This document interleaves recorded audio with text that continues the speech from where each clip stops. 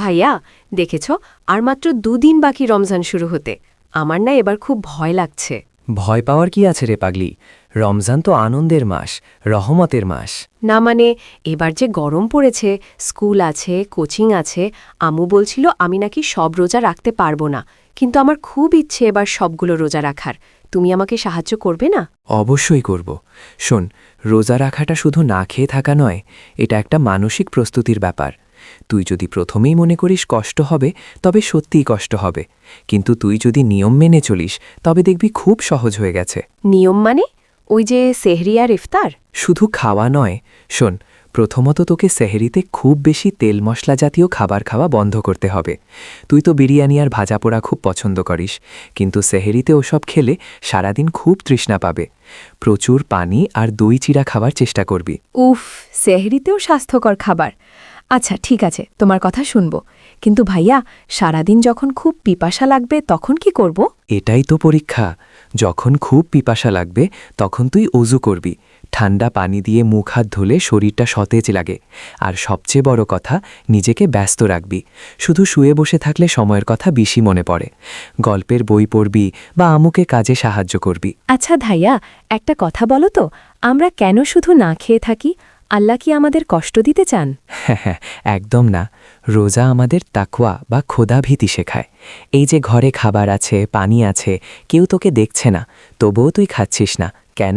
কারণ তুই জানিস আল্লাহ তোকে দেখছেন।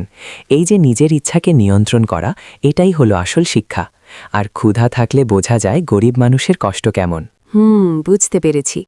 আচ্ছা ভাইয়া, রোজা রাখলে কি সারাদিন শুধু চুপ করে থাকতে হয়? আমি তো খুব কথা বলি। কথা বলায় বাধা নেই, কিন্তু বাজে কথা বলা বা ঝগড়া করা যাবে না।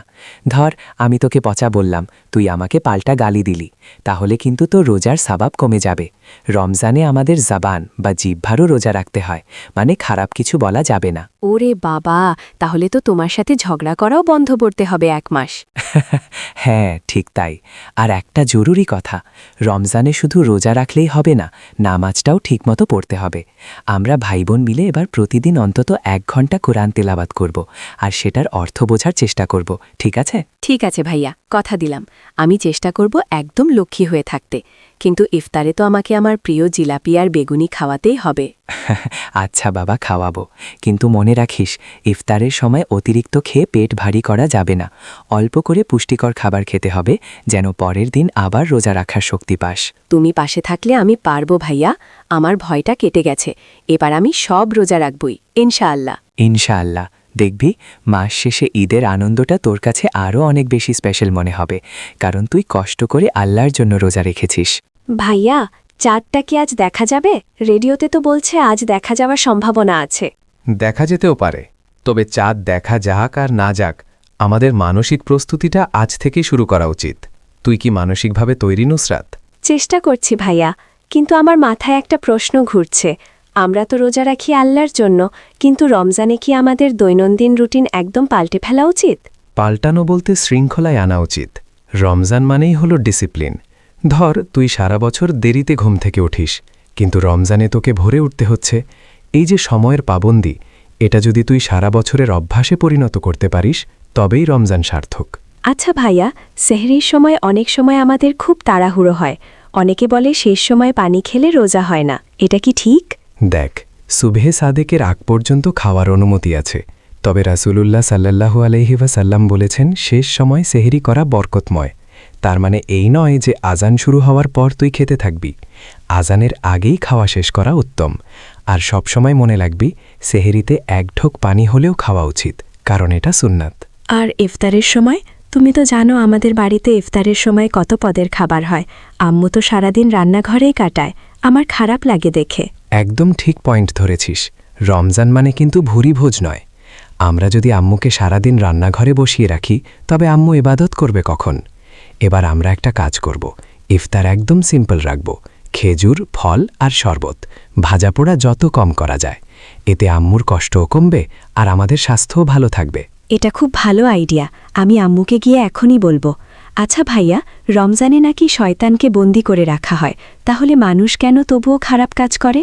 খুব চমৎকার প্রশ্ন। শোন, শয়তান বন্দি থাকে ঠিকই, কিন্তু মানুষের ভেতর যে নাফস বা প্রবৃত্তি আছে, সেটা তো বন্দি নয়। সারা বছর খারাপ কাজ করতে করতে আমাদের মনের ভেতর একটা অভ্যাস তৈরি হয়ে যায়।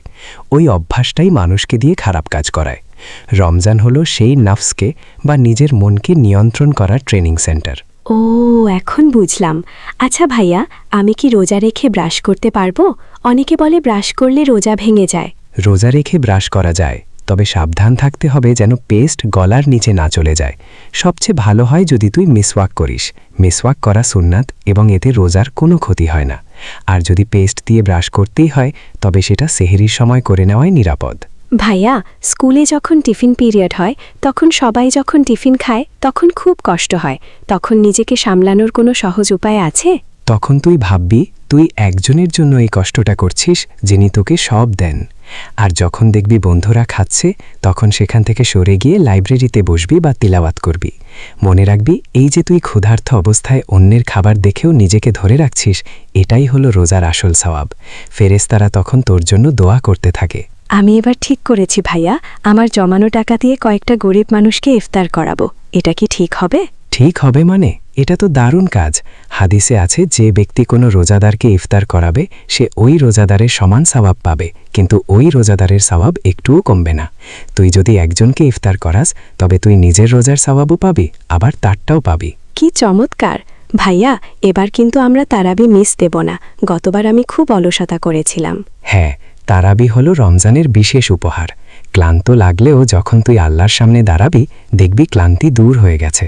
আমরা একসাথে নামাজ পড়ব ইনশাআল্লাহ। আর রাতের শেষ অংশে যখন সবাই ঘুমিয়ে থাকে তখন একটু তাহাজ্জুদ পড়ার চেষ্টা করিস, ওই সময় দোয়া কবুল হয়। ভাইয়া, তুমি পাশে থাকলে আমার সব ভয় সাহস হয়ে যায়। আমি এবার কথা দিচ্ছি, শুধু না খেয়ে থাকা নয়, আমার ব্যবহার, আমার কাজ আর আমার ইবাদত দিয়ে আমি এই রমজানটাকে সেরা বানাবো। এই তো আমার লক্ষ্মী বোন। মনে রাখিস, রমজান হলো একটা রহমতের বৃষ্টি।